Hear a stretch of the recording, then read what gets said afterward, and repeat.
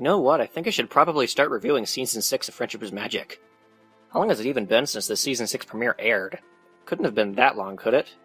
4 months?! And the mid-season hiatus has ended already? Man, having my computer break really brought out the procrastinator in me. Okay, so here's what I'm gonna do. I'm gonna take some time first to talk about the Season 6 premiere, and then I'm gonna do a lightning round for the other 10 episodes. Here we go! First thing I'm gonna talk about is the main concern I had at the end of Season 5. The somewhat awkward and kind of rushed redemption of this pony. So far, Starlight Glimmer's character development seems to be starting slowly. She appears to have some remorse for her actions, and she seems to treat her new position awkwardly, as though she's still trying to fully adjust to her new position and mindset. I guess she took my thoughts from my villain redemption video to heart. However, I always find that thinking about things afterwards and reflecting allows me to form a stronger opinion. It looks like she thought about her deeds and realized, yeah, that probably wasn't the best thing to do. 20/20 hindsight. Her development doesn't seem to match up to Sunset Shimmer's just yet, but I'm thankful for this, as real people don't exactly change their world perspectives super quickly. And unlike Sunset, Starlight has several more episodes to touch on her development, rather than having to get deep immediately due to there only being one movie. Unfortunately, no pony seems to have a hard time trusting her, not even the royal princesses. But that seems to be par for the course for Equestria. I do have to wonder, though, how does she not know where the throne room is in Twilight's castle? She managed to find it perfectly fine in the Season 5 finale. Unless she actually didn't? Was she awkwardly wandering around the castle, hoping to find where she needed to go before Twilight got back? So Starlight Glimmer finally goes to visit her childhood friend Sunburst, who's living in the Crystal Empire for some reason. So now it's been confirmed that he's not dead, but why didn't she ever talk to him or anything earlier? I had a somewhat close childhood friend when I was young, but when I was 6, my family moved away, and I haven't seen him since, either in person nor on social media. I think about him every now and then, wondering what he's like now, but our parting didn't make me turn cold and evil and communistic. Then again, our parting wasn't because of a large difference between us, but rather a change in physical location. Also, we were kids. Like they were. We just grew up and moved on. Like they could have done. One thing I found interesting about Sunburst was that he's not very skilled at magic itself, but he seems to be very well versed in magical theory, making him a powerful asset to solving the crisis at hand. Or hoof. Upon further inspection, I noticed that, with the exception of Celestia and Cadence, all of the powerful magical users in this show seem to start off as either introverted or evil. On the introverted side, we have Twilight Sparkle, Moondancer, and Sunburst, while on the evil side, we have Nightmare Moon, Sunset Shimmer, Starlight Glimmer, and also possibly Trixie. Just an interesting tidbit I noticed. And now it's time to bring up the new character of the season. Finally, I can stop using that spoiler image. Cadence and Shining Armor have had a baby, and it just so happens to be an alicorn. Honestly, I'm still not completely sure how to feel about her. She stirred up the conflict of the episode, but I don't really find that an inherent reason to dislike her. Firstly, because it was accidental. Second, because she's a baby. And wait. Flurry Heart. Her name isn't Skyla? Oh, that's something I was not expecting. The birth of an alicorn is something Equestria has never seen. It is beyond even our understanding. Okay, rather than clog up even more video time by stirring up a debate myself that's already been covered from every angle, I'm just gonna link to a video by Applegeek that I think is the best point of view I've seen on this so far. Overall, I find it a little strange that this is the first season premiere not to have an antagonist. In the past seasons, we've had Nightmare Moon, Discord, King Sombra, Discord again to some degree, and Starlight Glimmer. But this time it's a few innocent actions that cause the plot to unfold, which actually seems closer to how many real-life problems come into being. Is that going to be another mood shift? Season 5 seemed to go into more mature topics. This time are we going to be dealing with more realistic topics? Well, from the other episodes we've seen this season, it sure looks that way. At the end of the episode, I noticed the lack of introduction for any unifying season arc, like there have been with the past 2 seasons. I'm kind of neutral on this, honestly. It'll be nice to have more episodes that don't revolve around a plot device, but on the other hand, a unifying arc can make the season seem more unified. So it's interesting to see where all of this... Wait, what's that?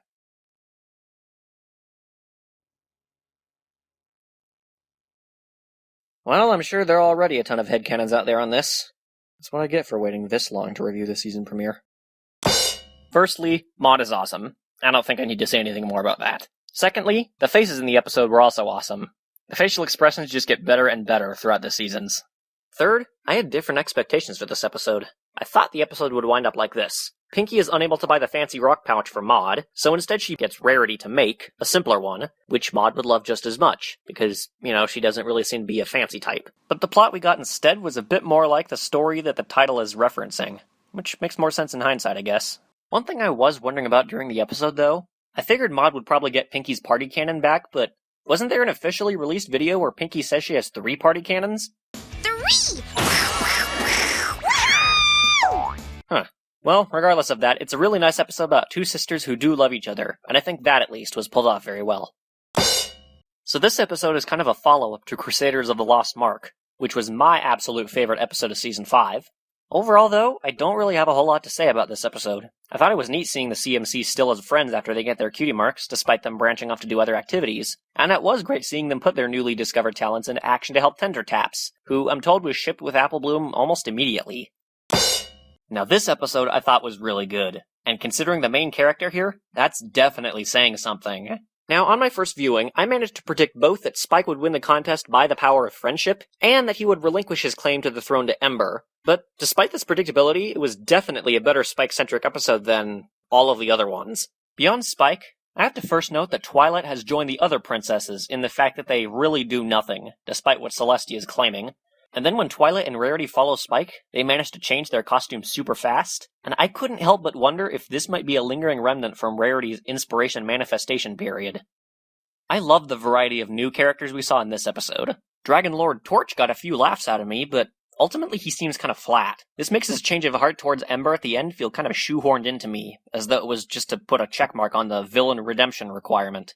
Ember, on the other hand, is a neat new character with a lot of hidden depths, and it'd be interesting to see if she shows up in any future episodes. Feels like she and Spike have some potential. And Garble? Well, let's just say I was glad to see Spike put him in his place at the end.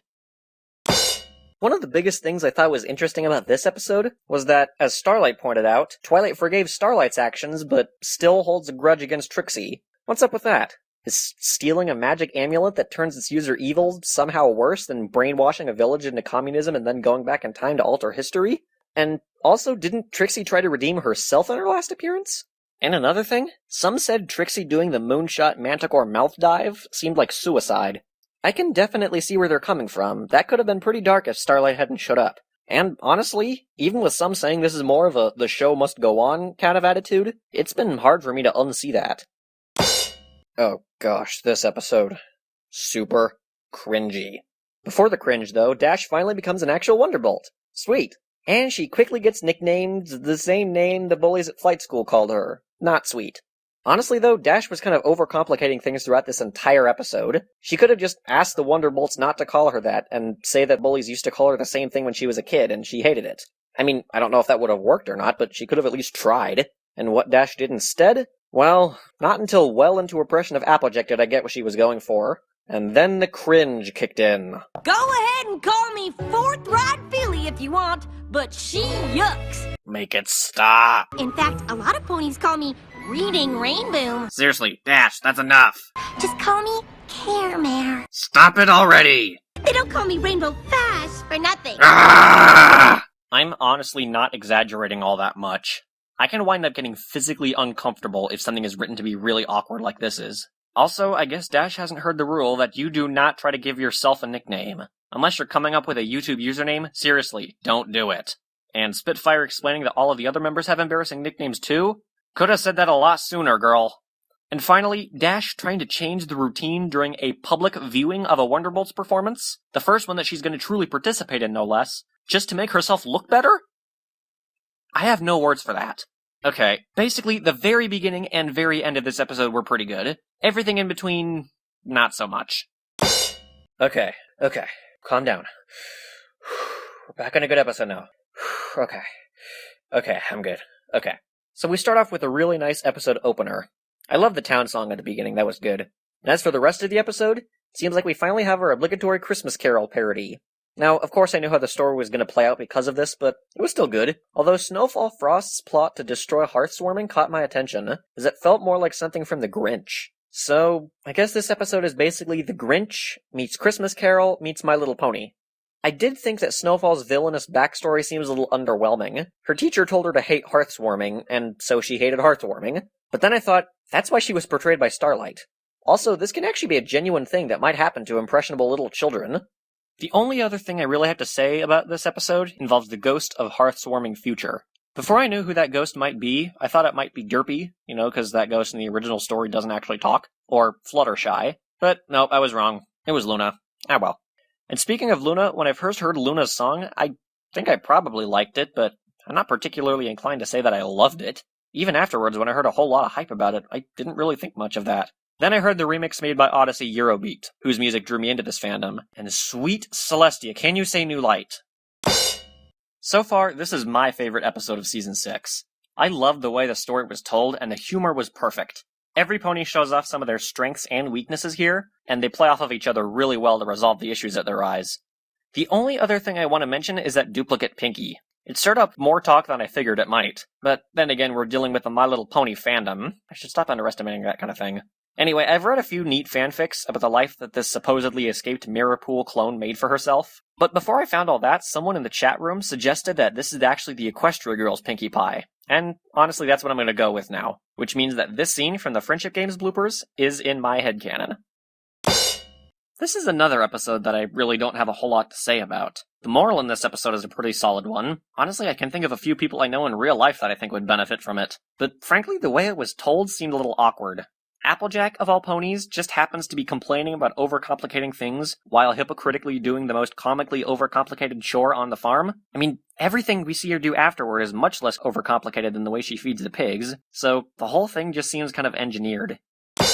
Oh boy, this guy. I have some serious beef about this guy. To begin with, we have another sibling of a main character introduced several seasons into the show's run, though in this case, I think it's understandable why Fluttershy never talked about her brother. From the very beginning, I hated Zephyr Breeze, but that was almost certainly the intended reaction, so good job there, show. At the beginning of the episode, he's basically a narcissistic jerk, and that was the kindest thing said about him in the chat room. That's right, Big Sis, it's your one and only favorite little brother. Wait, hang on.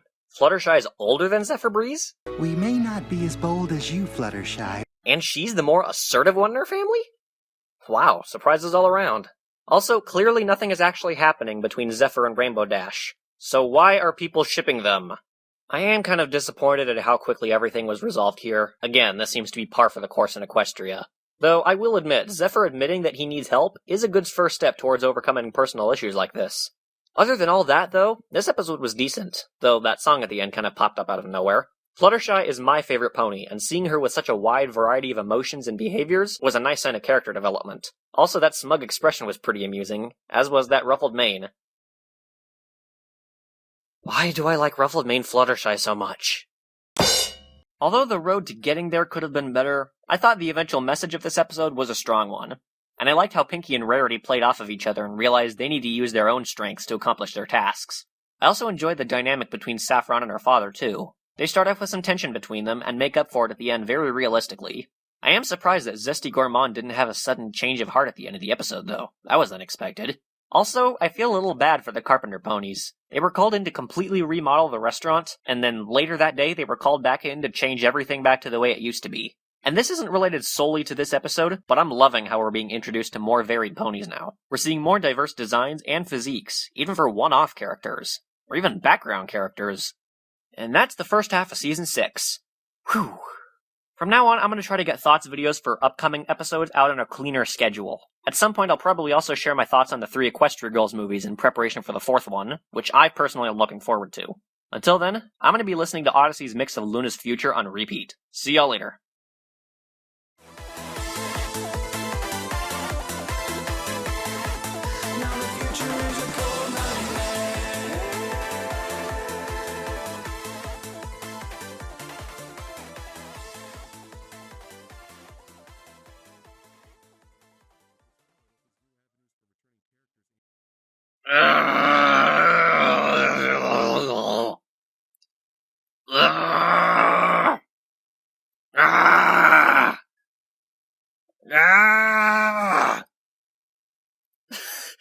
Just realized what would it look like if someone came up to me in the middle of recording the screams.